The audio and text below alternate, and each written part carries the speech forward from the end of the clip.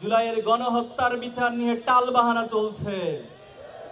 আজকে 1.5 বছর অতিক্রান্ত হয়েছে, আপনারা ধীর গতিতে জুলাইয়ের বিচার অতিক্রান্ত করছেন। এত এত চাক্ষুষ প্রমাণ থাকার পরেও এখনো পর্যন্ত একটি রায় দিতে পারেন নাই। আপনারা তো কোনো স্বাভাবিক প্রক্রিয়া ক্ষমতায় বসেন নাই, আপনারা তো কোনো স্বাভাবিক প্রক্রিয়া নির্বাচনের মাধ্যমে ক্ষমতায় আসেন নাই। আপনারা জুলাইয়ের শত শত রক্তের উপরে ক্ষমতায় এসেছেন। জুলাইয়ের রক্তকে যারা ধারণ করতে পারবে, জুলাই শহীদ পরিবারের আকাঙ্ক্ষাকে যারা ধারণ করতে পারবে, তাদের শুধুমাত্র এদেশে ক্ষমতায় টিকে থাকার ম্যান্ডেট থাকবে। আওয়ামী লীগের পুনর্বাসনের জন্য অনেকে প্রজেক্ট হাতে নিয়েছেন। আওয়ামী লীগ কি মানুষ না পশু? আওয়ামী লীগ মানুষ নয়, মানুষের প্রতি মানুষ দয়া দেখায়। কোন পশুর প্রতি, পশুর চেয়ে নিকৃষ্ট প্রাণীর প্রতি কেউ দয়া দেখাতে পারে না।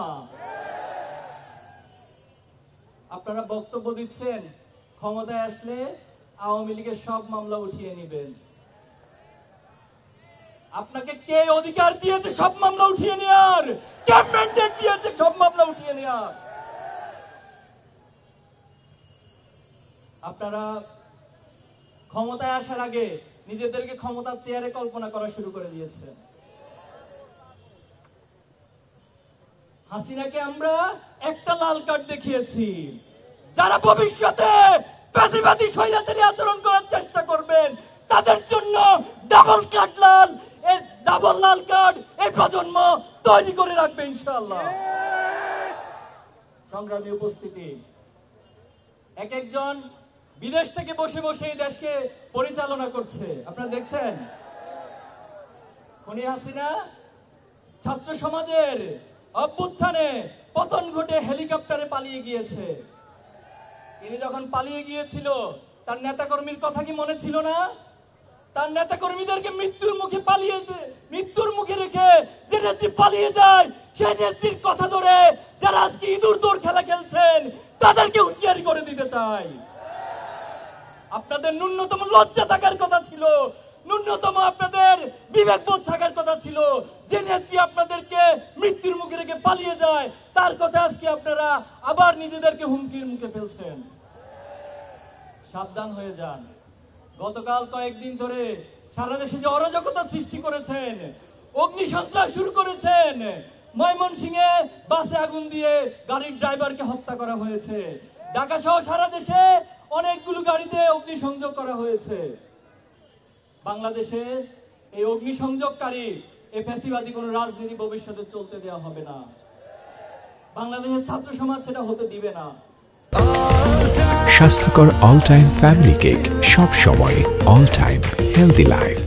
সংগ্রামী উপস্থিতি, আমরা সরকারকে আহ্বান জানাবো অতি সত্বর জুলাই গণহত্যা সহ বিডিআর হত্যাকাণ্ডে যারা শহীদ হয়েছিল, শাপলায় যারা শহীদ হয়েছিল, বাংলাদেশে অসংখ্য আলেম ওলামা নেতৃবৃন্দকে যারা হত্যা করেছিল, যারা জুলাই গণহত্যা চালিয়েছিল, তাদের প্রত্যেককে যথাযথ বিচারের আওতায় আনতে হবে।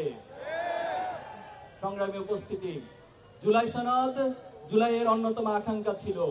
এই রাষ্ট্রের দীর্ঘদিন যাবৎ রাষ্ট্রের প্রতিটি প্রতিষ্ঠানকে ধ্বংস করে দেওয়া হয়েছে। আমাদের বড় আকাঙ্ক্ষা ছিল জুলাইয়ের মধ্য দিয়ে প্রত্যেকটি প্রতিষ্ঠান সংস্কার হবে।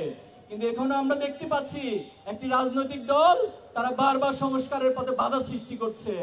তারা বারবার প্রতিবন্ধকতা দিয়ে আবার নিজেদেরকে ফ্যাসিস্ট হয়ে ওঠার রাস্তা সবকিছু খোলা রাখার জন্য চেষ্টা করে যাচ্ছে। সংগ্রামী উপস্থিতি, এই নোট অফ ডিসেন্টের নামে যারা জুলাইয়ের আকাঙ্ক্ষাকে অস্বীকার করছেন তারা এই জাতির সাথে প্রতারণা করছেন। এই জাতি কোন প্রতারককে রাজনীতির মাঠে দেখতে চায় না। সংগ্রামী উপস্থিতি, যে জুলাই আন্দোলন ছাত্রদের অভ্যুত্থান জাগরণের মধ্যে তৈরি হয়েছে, অথচ আমরা দেখেছি এই সরকার অনেকগুলো সংস্কারের কাজে উদ্যোগ নিয়েছে, কিন্তু শিক্ষা সংস্কারের কাজে তারা উদ্যোগ নেয় নাই। আমরা ছাত্র শিবিরের পক্ষ থেকে 30 দফা শিক্ষা সংস্কার দাবি উত্থাপন করেছি।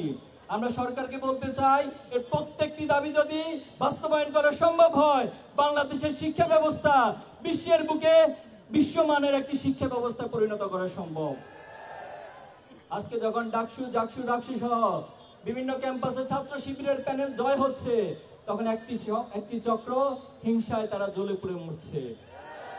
তারা বারবার অবৈধ পন্থায়, তারা বামের পথে, ডানের পথে, নিচের পন্থা দিয়ে ক্ষমতায় আসতে চায়। তারা কখনো ছাত্র সমাজের ম্যান্ডেট নিয়ে কখনো ক্ষমতায় আসতে চায় না। আজকে যখন ক্যাম্পাসগুলো সংস্কারের উদ্যোগ নেওয়া হচ্ছে, এই ঢাকা বিশ্ববিদ্যালয়কে মাদক মুক্ত করার উদ্যোগ নেওয়া হচ্ছে, তখন একটি চক্র সে মাদকাসক্তদেরকে মাদকের অভয়ারণ্যে পরিণত করার জন্য মাদক কারবারিদের পক্ষ অবলম্বন করছে। আমাদের এই বাংলাদেশে যারা আধিপত্যবাদ কায়েম করতে চায়, তারা আমাদের ছাত্র সমাজকে ব্রেনলেস এবং মাদকাসক্ত প্রজন্ম হিসেবে গড়ে তোলার জন্য বারবার চেষ্টা করেছে। আমরা আমাদের এই ছাত্র সমাজকে মাদক মুক্ত করতে চাই। আমরা হীরক রাজার দেশের মতো কোন ব্রেনলেস প্রজন্ম তৈরি করতে চাই না, বরং মাদক মুক্ত একটি মেধাবী ইনোভেটিভ জাতি গঠন করতে চাই।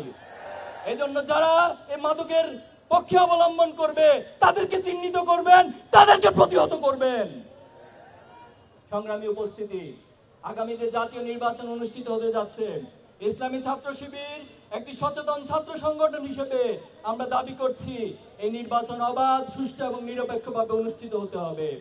আমরা প্রশাসন সহ এই রাষ্ট্রের বিভিন্ন জায়গা থেকে আমরা দেখছি তারা ফ্যাসিবাদী এবং একপাক্ষিক অবস্থান তারা গ্রহণ করছে। তারা আধিপত্যবাদ এবং ভারতের ইশারায় তারা তাদের কর্মসূচি নিয়ে মাঠে নেমেছে।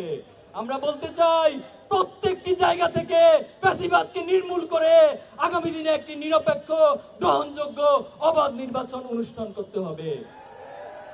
গণভোটের বিষয়ে আমাদের ভাইয়েরা বলেছেন আপনারা গণভোটকে ভয় পান।